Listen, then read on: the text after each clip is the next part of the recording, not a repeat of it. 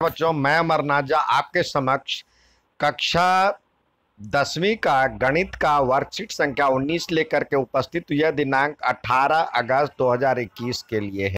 इसमें हम chapter number 3 पढ़ रहे हैं। दो चर वाले रैखिक समीकरण, योग संगत और असंगत पे बात कर रहे हैं। ग्राफीय प्रदर्शन हमने सीखा था। तो जब रेखाएं, दो रेखाएं होती है, दो चर वाले दो रैखिक समीकरण का युग में दो या तो तीन केस होता था। यदि एक दूसरे को कट करती है, यानी एक जगह पे मिलती है, प्रतिच्छेदी रेखा होती है, या समपाती रेखा होती है, या फिर एक दूसरे के समांतर होती है। तो प्रतिच्छेदी में क्या होता है?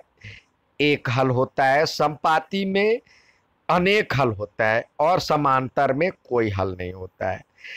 तो ये भी हमने सीखा था जो कि मानक रूप जो होता है a1x plus b1y plus c1 is equal to 0 और a2x plus b2y plus c2 is equal to 0। ये दोनों मानक रूप हैं दोनों समीकरण के, जहां a1 a2 b1 b2 और c1 c2 है कोई संख्याएं हैं, और x और y कोई वास्तविक संख्या है। a1 a2 b1 b2 और c1 c2 कोई वास्तविक संख्या है, और जहाँ पे x और y चर पद हैं।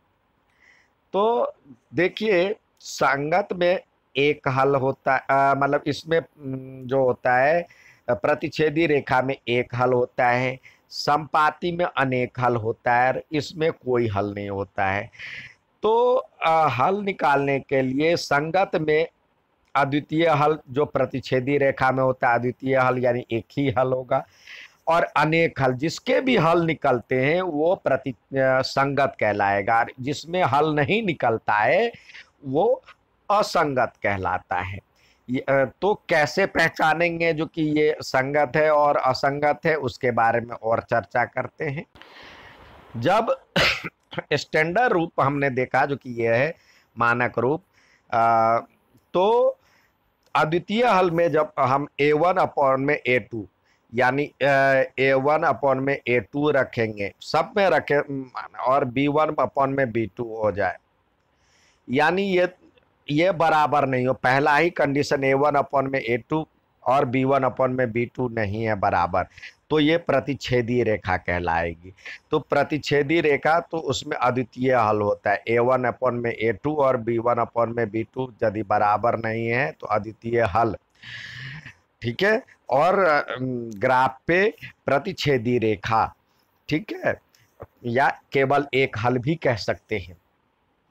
अब चलते हैं, यदि आगे बढ़ते हैं, a1 अपॉन में a2 और b1 अपॉन में b2 और तीनों बराबर हो जाए c1 अपॉन में c2, तो क्या हो जाएगा? वो अनंत हल हो जाएगा। a1 अपॉन में a2, b1 अपॉन में b2 और c1 अपॉन में c2 तीनों बराबर है, तो वो अनेक हल हो जाएंगे, और ये रेखा समपाती रेखा कहलाएगी। इस तरह से एक ही के ऊपर दूसरा चिपका हुआ, मतलब उसी पे ओवरलैप हो जाएगा, एक के ऊपर ही दूसरा ढक जाएगा, तो इसके अनंत हल होंगे, तो वो संगत कहलाएगा। संगत हल हो, या तो एक हल हो या अनेक हल हो, तो वो संगत कहलाएगा।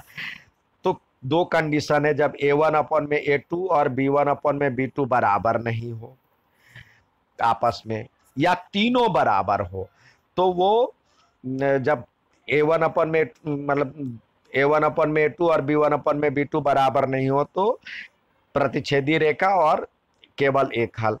और यदि ये बराबर हो, तीनों बराबर हो, तो अनंत हल और समपाती रेखा। और तीसरा कंडीशन होता है जब ये दोनों तो बराबर हो लेकिन ये बराबर नहीं हो, c1 अपॉन में c2, तो वो a1 अपॉन में a2 बराबर है b1 अपॉन में b2, लेकिन c1 अपॉन में c2 बराबर नहीं है, तो वो समांतर रेखा कहलाएगी, वो असंगत कहलाएगा। जिसमें कोई भी हल नहीं होगा वो असंगत कहलाएगा, ठीक है। तो हमें ये ध्यान देना, जिसके संगत और असंगत, जिसके हल हो या तो एक हल या अनेक हल तो संगत, जिसके कोई हल नहीं हो तो असंगत।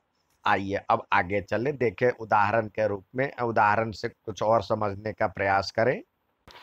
यहाँ पे आपके पास दिया हुआ पहला सवाल दिया हुआ x minus 2y plus 1 equal to 0 और दूसरा है 3x plus 4y minus 20 is equal to 0। तो यहाँ पे a के बदले क्या है, 1 है, और b के बदले 3 है, और यहाँ पे दूसरे में देखते हैं a1 के बदले पहले इक्वेशन में a1 के बदले x यानी 1 है, और a2 के बदले 3 है, तो 1/3, और ये हो जाएगा b1 के बदले -2 है और b2 के बदले 4 है। तब हमने देखा जो कि इसको सॉल्व किया तो ये आपस में बराबर नहीं है। तो आपका पहला केस हो गया, जब बराबर नहीं है तो क्या होता है, ये संगत अद्वितीय हल, ये पहला ही बराबर नहीं, ये गलत दिया है, ये पहला ही बराबर नहीं है, तो संगत अद्वितीय हल और प्रतिच्छेदी रेखा। ठीक है, अब दूसरे समीकरण में चलते हैं। यहाँ पे ए के बदले a1 के बदले 2/4, 3/6 और -9/18, यानी तीनों को सॉल्व करने पे 1/2, 1/2, 1/2 आ रहा है। तो तीनों बराबर है, a1/a2 बराबर में b1/b2 बराबर में c1/c2, तो संगत होगा, अनंत हल और संपाती रेखा होगा। तीसरा केस देखते हैं। यहाँ पे x प्लस 2y, तो a के बदले दिया हुआ a1 के बदले 1 और a2 के बदले 2, 1/2, 2/4 और ये -4/12, तो ये माइनस से माइनस कट गया, ये 1/3 हो जाएगा। ये सबको सॉल्व करें तो 1/2 हो जाएगा। तो 1/2 1/2 बराबर इज नॉट इक्वल टू 1/3।